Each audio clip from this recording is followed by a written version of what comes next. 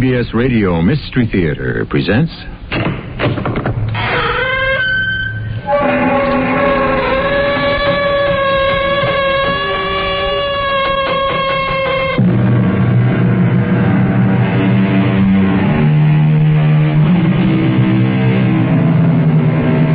Come in. Welcome. I'm E.G. Marshall. I shall not assign time or place to the story that follows. It could have happened decades ago in one of several localities. Very likely is happening somewhere right now. And it can happen all over the world at some indefinite time in the future if we relax our vigilance. For it is but one small episode occurring in a totalitarian state. Benjamin Antek! Benjamin Antek! Benjamin! Madam Antek. Yes, what? What is it? I wouldn't do that if I were you. I'm trying to find my husband. Take my advice. Don't. Do you know him? My husband, Benjamin Antek. No, I don't know him. And neither does anyone else.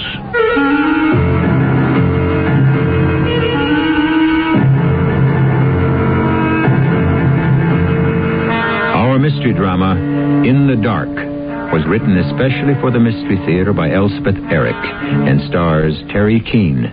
It is sponsored in part by True Value Hardware Stores. I'll be back shortly with Act One.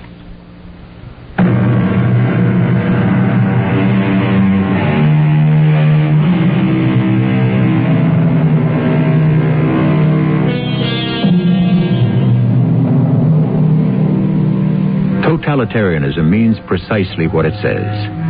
Of course, you are not permitted to oppose, but more than that, and more terrible, you are not even permitted to consent.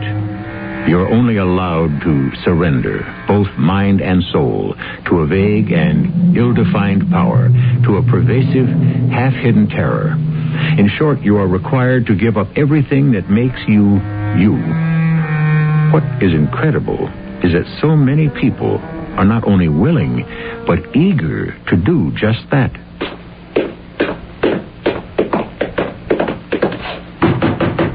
Benjamin Antek, open up.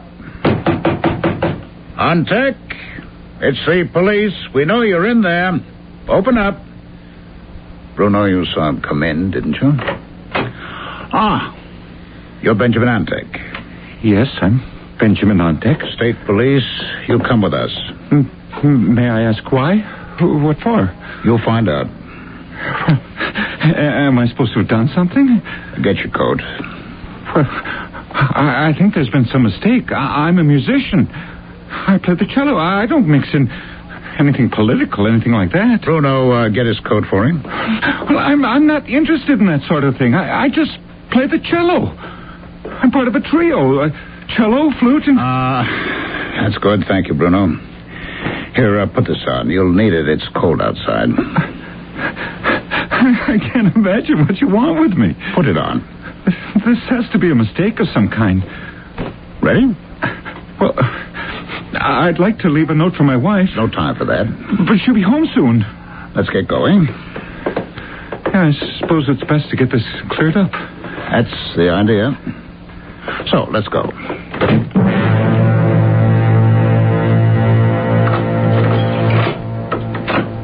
Benjamin, I'm home. I thought you'd meet me at the station. What happened? You were rehearsing with Peter and forgot? Oh, your mother's going to be all right. You'll be glad to hear. Benjamin? Where are you? Are you home? You in here? I must say, that's pretty inconsiderate. After a whole month. His own mother. I should think at least he'd want to hear about her.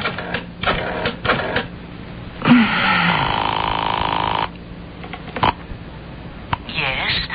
Hello? It's Karen, Mother Antek. Oh, Karen. You got home all right? Yes, I got home all right. No trouble at the border. No trouble.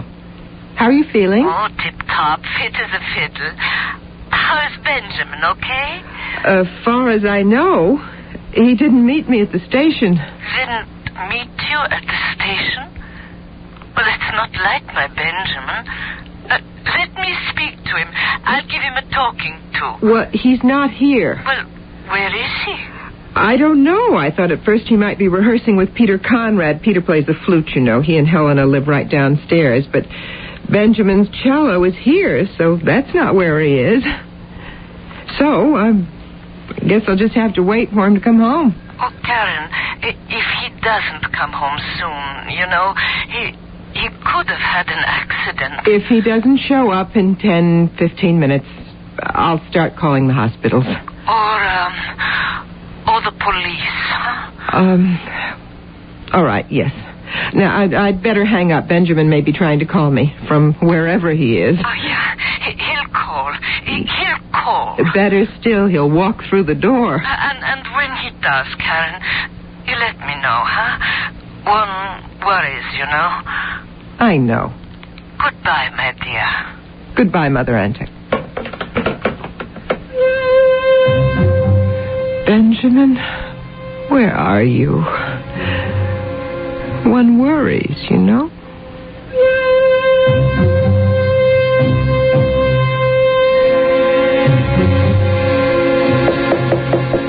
Helena, you home? Who is it? It's Karen. All right to come in?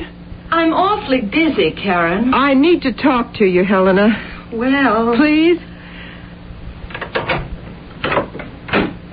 Helena, is Benjamin here? Who? Benjamin. There's nobody here but me. Look, could I come in for a minute? I'm cleaning. The children will be home from school in an hour, and I was... Well, it's just for a minute. I need to talk to somebody. Well... Thank you. Just for a minute. Oh, what did you want to talk about? I must say you don't seem very glad to see me. It's been a whole month. Has it been that long? Yes, Benjamin's mother's been quite sick. I've been looking after her. You crossed the border? It wasn't hard. Nobody tried to stop me. You were lucky. Well, maybe. Anyhow, Mrs. Antek is all right now.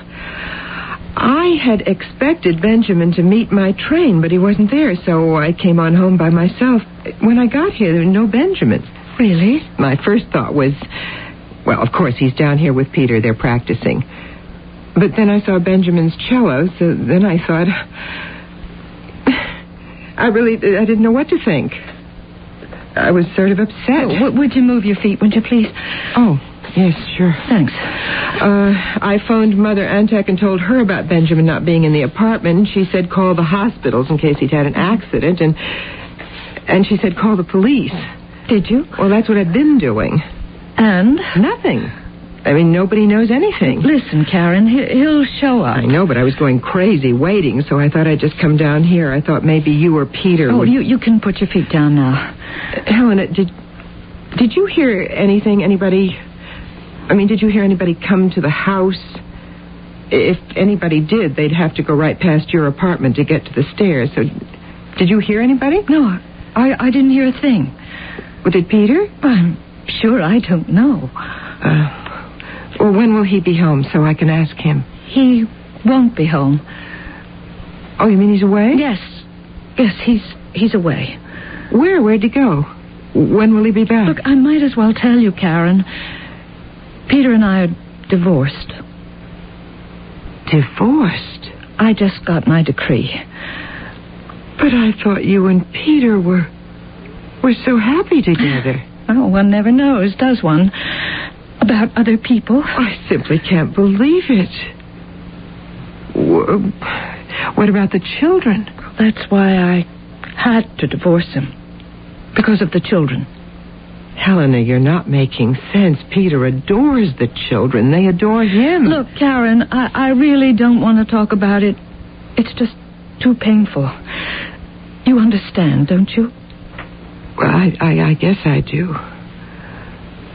Oh, look, I'm sure you and Peter will get back together again. Not a chance. Oh, sure you will. First time he comes round, asks you to take him back, you'll say yes. Look, and if he so much as shows his face at that door, I'll chase him down the street. Now, really, Karen, I've got to finish up this cleaning before the children get home, so if you don't mind, Helena, you really don't want me here, do you? It's not that, Karen. Yes, it is that. That's exactly what it is. I don't know what I've done to offend you, Helena, but obviously I've done something. All I can say is I'm sorry. Oh, Karen. I'm going back upstairs and wait for Benjamin. Oh, Karen, I'm sorry. I'm really sorry.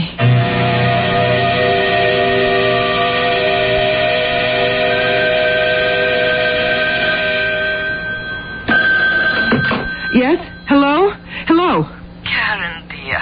Oh, Mother Antek, it's you. I was hoping... You haven't heard from Benjamin. He hasn't come home. Neither one. I'm starting to worry. Of course you are. Look, maybe I should come and stay with you. No. You mustn't do that. You've been very sick. If anything should happen to you... I don't like crossing the border, but if you need me... I'll be all right. Helena Conrad's right downstairs, you know. Yes. Helena and Peter. Well, Helena, anyway. She just told me she's divorced Peter. My goodness. Why did she do that?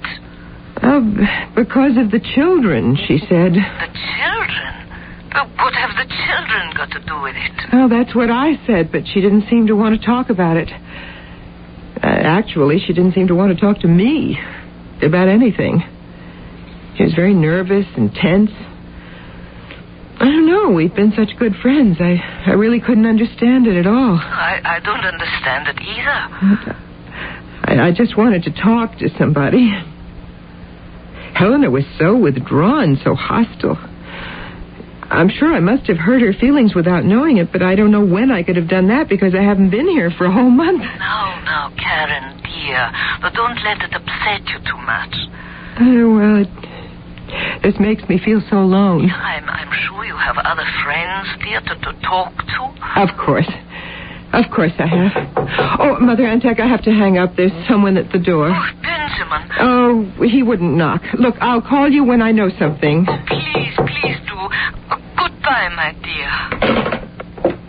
Karen? Helena.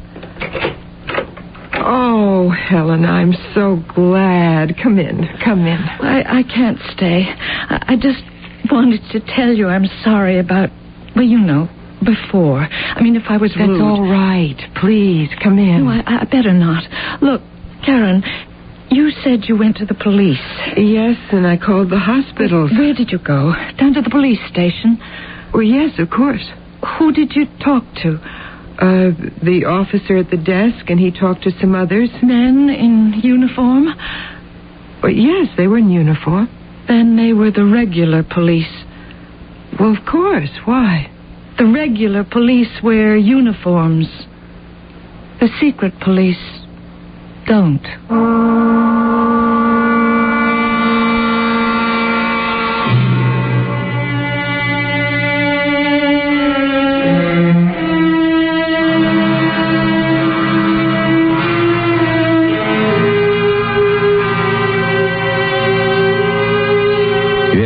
The secret police in a totalitarian state do not wear uniforms.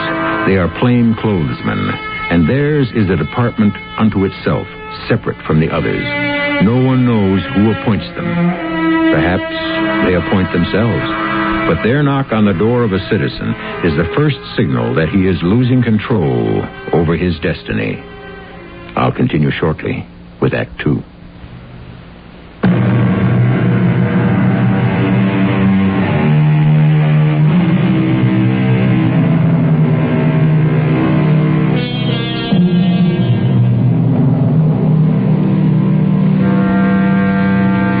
If an entire population is of one mind, then no individual has any mind at all. If all speak with one voice, then no one is saying anything. But this is the fundamental aim of the totalitarian state, to break each mind and silence each voice. The ultimate would be realized when every citizen looked precisely like every other citizen, ending in a mass of faceless people. Did you hear what I said, Karen? You were talking about the police. The regular police. The ones you talk to. They wear uniforms. The secret police don't. Are you trying to tell me that Benjamin, that it was the secret police, that they took him? It's happened to other people. Happens all the time. But Benjamin, he doesn't take any interest. He doesn't have any interest in things like that. He doesn't even go to the rallies. Very suspicious. Well, they can't take somebody away for just not doing something. Oh, can't they? Can they? They can take you away for not applauding at the movies at the proper time. I can't believe. Or laughing at the improper time. He never did anything. Music was his whole life. Music, our home, and me. That's all he cared about. What could they have against him? What could they possibly charge him with? Well, you know their motto, don't you? Give us the man, we'll find the charges. It's crazy. That's completely crazy. Of course, I can think of one reason they might have come for Benjamin. You can? Benjamin was very close to Peter. Well, of course, they were friends. They played duets together. And lived in the same building. And often had a drink together. Well, of course they did. Why not? Karen, right after you went to your mother-in-law's, the secret state police came for Peter. They took him away. Peter? Why Peter? What could they possibly want with Peter? How should I know? He had weak lungs. Maybe that was it. Weak lungs? Is that what they said? They didn't say anything. They never say anything. But the man next door was carted away, and his mother thinks it was because he had a heart murmur. She can't think of any other reason. Peter is a young man. But a heart murmur or weak lungs? These things can make a man unfit. Unfit? Yeah, like people who are handicapped or emotionally disturbed. Oh, Karen, it happens all the time. Certainly you know that. I have heard. I didn't really know. I wasn't sure. Well, if they could send Peter away, if they've sent Benjamin, they can send anyone away. You mean to a jail? To a jail? To a labor camp? To an insane asylum, for all I know? They don't tell you where, Karen. They don't tell you anything. They never tell you anything because they don't want you to know anything. All they want you to know is there's nothing you can do about it except forget it. Act as though it never happened, never was. Is that why you divorced Peter? Of course that's why. Why did you think? Well, you said something about the children. If I did anything, if I made a fuss, if I behaved as though I minded, they'd take my children away from me and put them in a home. Oh, no, they wouldn't. Yes, they would. They have. They do. A woman I went to school with, her husband disappeared, and she banged on doors, and she demanded to know where he was, what they had done with him. Well, they took her children. They put them in a state nursery. The oldest was only 4, and they took them. I can't take a chance on losing my children, can I? Oh, Helena. I'm so sorry. No. It's all right. It's all right.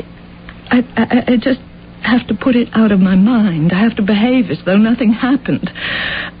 I'm sorry I carried on the way I did. I'm really sorry. Oh, how could you help it? No, I shouldn't have. I shouldn't have told you. I just wish you'd forget that I did. But I'm glad that you did. I'm grateful to you. Be glad. And please don't be grateful. Don't be anything. As a matter of fact, Karen, the best thing would be for us just not to see much of each other from now on. But we're friends. Well, not close friends. We know each other, of course, but we are not close friends. Not anymore. Helena, we need each other. Not anymore. I need you. I have to have somebody to talk to. Find somebody else. If you can.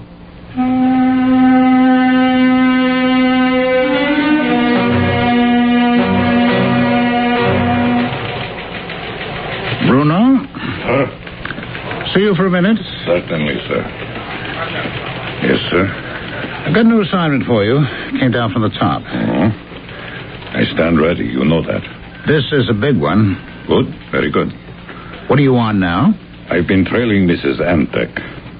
Antek? You remember her husband's the cellist? We sent him away about a month ago. I was with you when you picked him up.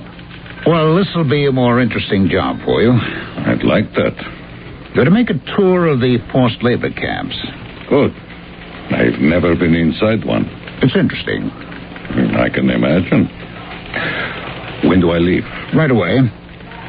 Production's fallen off and they want to know why. Is it malingering or what? Do we need to tighten up on the discipline? Are the camp commanders vigilant? Well, they all know you're coming. They'll show you around. Make your observations and write up your reports. Yes, sir. No one will know precisely why you're there, of course. Call it a friendly visit. Just keep in touch. Well, you'll know what to say. Well, I appreciate this opportunity, sir. I want you to know that. I'll put someone else on Mrs. Antek.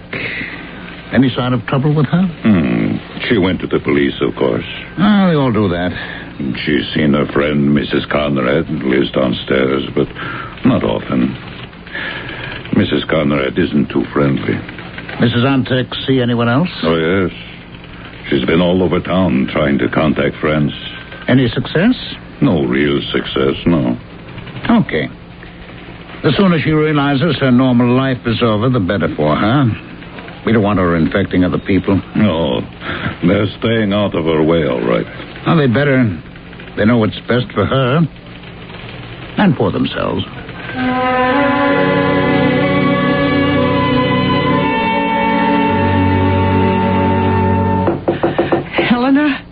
Helena, please, just for a minute. Go away, Karen. I won't. I can't. I have to talk to someone, Helena. Just come to the door. I'm not going to go away. I'm going to stand right here. All day if I have to. Oh, Helena. How dare you do this to me? Helena, I'm desperate. No friend would do this to a friend. But I'm desperate. Don't you know that? We're all desperate. And I'm so frightened. It has been 6 whole weeks. I haven't been able to find out anything about Benjamin. Not anything. You never will. So make up your mind to it. I don't even know if he's alive or dead. Shut up. Do you know what that's like? Not knowing if your husband... I know very well what it's like. Then talk to me about it. Just be quiet. Look, come on inside. Come inside. Thank you. But only for a minute. And keep your voice down. Helena, I have been all over the city. I've gone to see everybody who ever knew Benjamin at all. That was very silly of you. And nobody would talk to me once I told them why I was there. Oh, of course they wouldn't. And if you have any regard for them, you won't try to see them. They pass right by me on the street. Of course. They don't even look at me. Well, you shouldn't expect them to, if you ever cared for them at all. But they were our friends. Well, they're not now, and they never will be. What are you trying to do? Ruin them? No. Well, then stay away from them. And stay away from me, Karen. I have my children to think of. Then what am I to do? Where am I to go? Who will help me? No one. You're one of the lepers now, Karen. You're contagious. But what have I done? What did Peter do? What did Benjamin do? What did I do? Nothing. So, you see? No, I don't see. I don't see at all. Oh, you're still such an innocent. I can't... I've heard things. I don't know whether I believe them or not. I just never thought anything like that would happen to me. Karen, I'm going to tell you something, and then you've got to go. And if you ever repeat what I'm going to say... I wouldn't. Karen, I think it's important to them, to those crazies, to pick up innocent people and send them off to a camp or whatever. I think it's important. But why? Why should it be? Because it tells everybody that nobody is safe. Nobody is ever safe. Nobody, not ever. Why? What is the point of it? The point is to develop a whole nation of people who do what they're told, who don't think, who don't feel, who simply react like trained dogs to a signal. After all, if they're going to take over the world, the whole universe, maybe, someday, they can't have people feeling and thinking. Now, can they?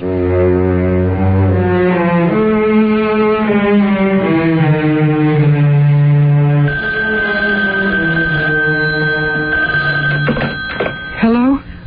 Karen? All right. I'm frightened, Mother Antec. No, Karen. You mustn't let yourself be frightened. You must just carry on. Oh, but you don't know. You just don't know. I can't imagine. Wait till it happens to you, then you'll know. You can't imagine till it happens to you. Then you know. Oh, my child. What can I say? Nothing. Because you don't know. Well, you'll call me. I don't know. I don't know if I should. I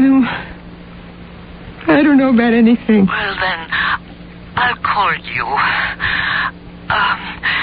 We have to keep in touch. You and I. Karen? Mother Antec? Yes, my dear. Could you come here? Would you come here and stay with me? I'm so frightened. I haven't got anybody to talk to. Everybody avoids me. Helena says I shouldn't go near anybody because I might put them in danger if they were seen talking to me. I mean, people I've known for years, sometimes they don't even nod when they pass me on the street. They never say hello or anything. They just hurry on by. Could you come and stay with me until we hear something about Benjamin? Could you do that? Karen, I think we need to be careful. I think until things are straightened out somehow, we should be very, very careful about what we do and what we say.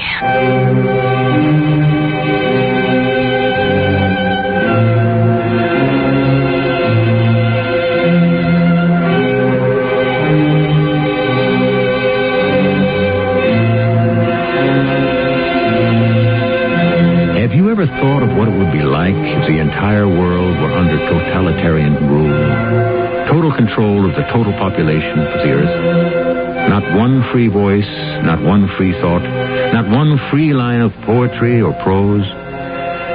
Well, think about it, and then go back and read again our precious Bill of Rights. I'll be back shortly with our concluding act.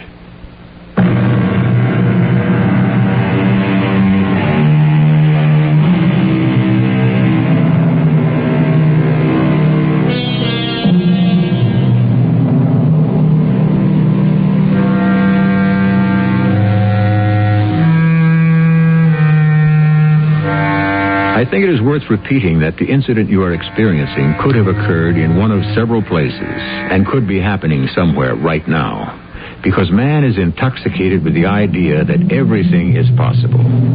Is he at the same time convincing himself that everything is therefore allowable?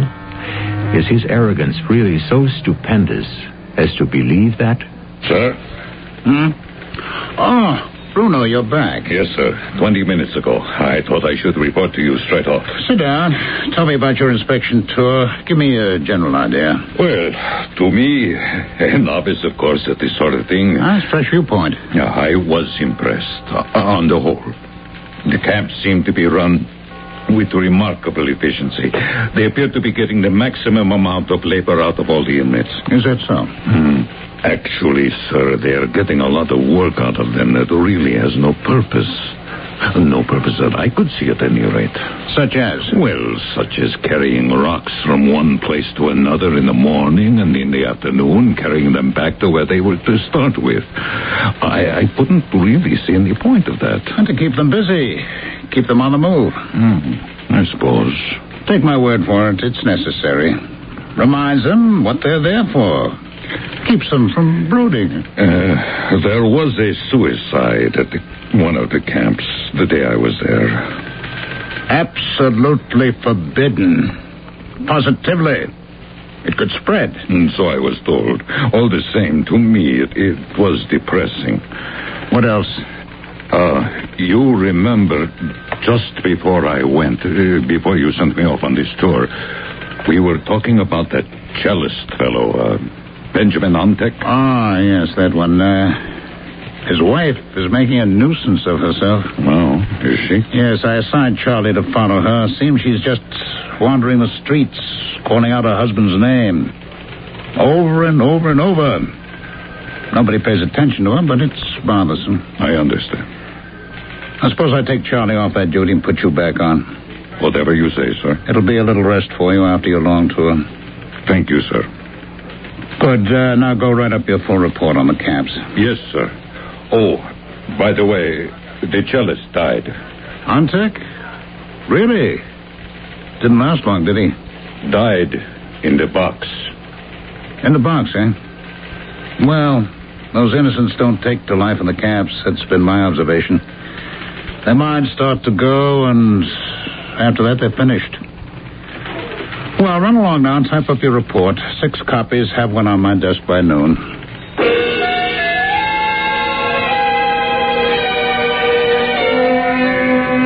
Benjamin Ontek?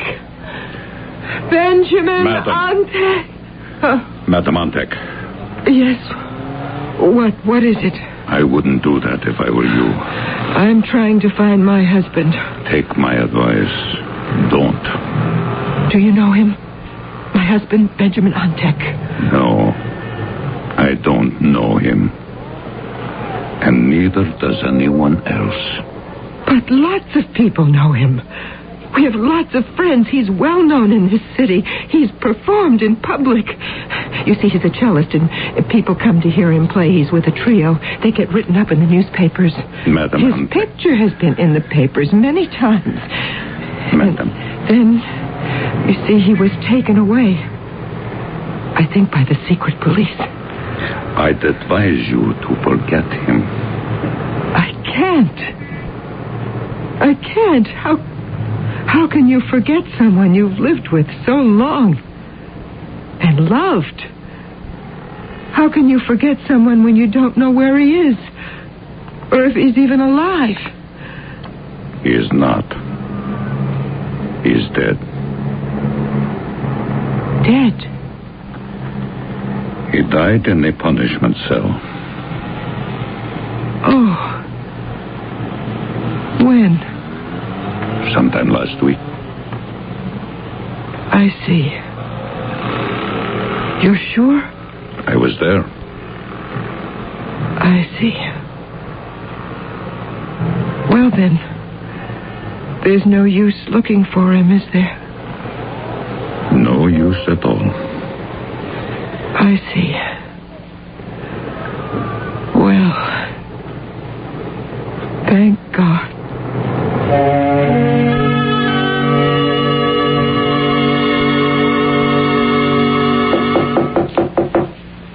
Helena? Karen? Let me in, please, Helena. I have something to tell you.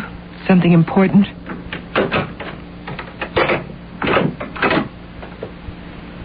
Well? I'd like to come in, please. Okay. Come in. I'd like to sit down, please. You can't stay. This won't take long. Well, what is it? Benjamin's dead. Dead? How do you know he's dead? Somebody on the street came up to me and told me. Who? I don't know, but he said he was there when Benjamin died. He died in a punishment cell. Imagine. My Benjamin, who never hurt a living thing in any way, not by deed or by word. My Benjamin died in a punishment cell. Oh, Karen, I'm so very sorry. I hope he didn't suffer too much. For too long. Perhaps he didn't. You know what I said when the man told me? Oh, what did you say? I said, thank God. And I think I know why I said it. In fact, I'm sure I know. Why did you? If you want to tell me. Oh, I do. I do want to tell you if you'll let me. Of course I'll let you. This is why. You see, when I heard that he was dead, he died last week. That's what the man said, the man who was there. Mm-hmm. Well, as soon as he told me Benjamin had died, then I knew. I knew for certain that Benjamin had existed. Do you understand what I'm saying? I think maybe I do. You see, as long as you don't know, and nobody will tell you, and nobody will admit having known him, your mind begins to play tricks on you. You start to think, maybe there was never any Benjamin at all, that you made the whole thing up. You know that isn't true, but you start to believe it. You can't help yourself. Go on. You begin to feel you never had a husband. You were never married for 20 years. None of that ever happened except maybe in a dream. But when you find out that that man, that husband, that Benjamin has died, well, that shows that he really lived. You see what I mean? I think so. And you didn't make it up. You didn't dream it. You lived it. It was real. It was true. It was a fact. Something awful happened. Something so awful, so unbelievably awful. But at least now you know. He died. He's dead. But you know you did have those 20 years with him, and they were real. They really happened. He really lived because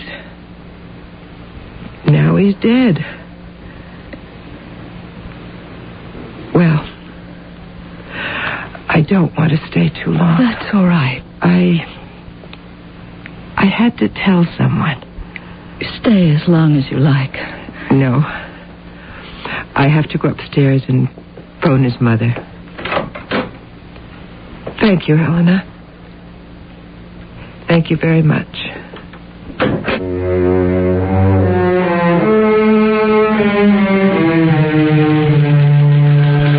Sir? Oh, yes, Bruno. May I speak to you for a moment? Certainly. It's about Mrs. Antek, the cellist's wife. Oh, yes, the one who was caterwauling around the streets. That's the one. She isn't doing it anymore, sir. That's very wise of her. But she is doing something else. I wanted to get your opinion on that. Why? What's she doing? She stays home all day, but she goes out nights. Out where? No particular place. Just out on the streets, all over town. She's all bundled up in old clothes. I had a hard time recognizing her at first. She looks like an old woman, which she is not. What does she do? She writes on walls. She what? She writes on walls with chalk. Of course, as soon as she moves on, I erase whatever she's written, but a block or two later, there she is again, writing on a wall. What does she write? Think, feel. Think, feel? What makes her do that, I wonder? I can't imagine. Unless... Yes, unless what? Well, she started it right after I told her that her husband's dead. You see, when she was wondering about shouting his name, I put a stop to it. I told her he died the week before, in the box. You fool! You unmitigated idiot! Me, sir? You mean me? Don't you know anything at all about the movements? Well, I thought I did. I certainly... No one is supposed to know what's happened. Same as they're not supposed to know what's going to happen. But no one told me that. No one should have to tell you. If you had the proper blood in your veins, the right spirit in your soul, you'd have known without being told. These cattle are not entitled to facts. They're not entitled to anything but what we choose to tell them. They're there to do what they're told, to cheer and obey and cheer while they're obeying. You've been with a party this long, you don't even know that? Think. Feel, indeed. They'll think what we tell them to think, and they'll feel what we want them to feel, and that's the whole idea behind the movement. I'm sorry, sir. I didn't mean. If I'd known, I'd never... All right. Stop blubbering. Believe me, sir, I'll never make such a mistake again. No, you won't. I've learned my lesson. I wonder if you have. Oh, yes, sir, yes, I have. It seems to me that a year in a forced labor camp would drive the lesson home. Don't you think so? Or an insane asylum? Whatever you think best. I'm sure that's what would be best. I'm sure, too. A little more indoctrination. Eh, Bruno? Yes, sir. I'm sure that's what I need. I think so, too. Just to make certain you're worthy to be a member of the ruling class. Now, go turn yourself in.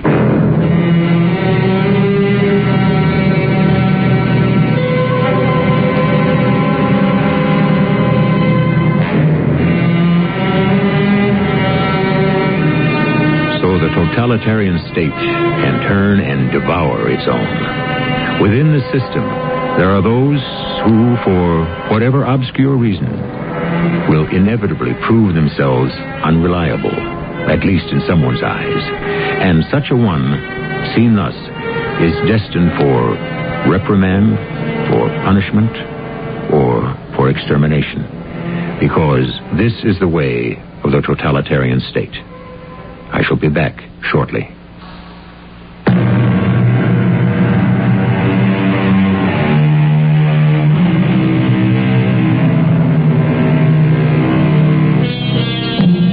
One more word. I have heard that once upon a time, for what reason I cannot imagine, a certain gentleman spent many years cutting off the tails of rats, hoping to produce a strain of rats without tails.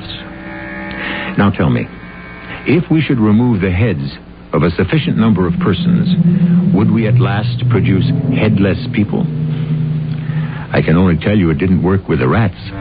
They went right on being born with tails.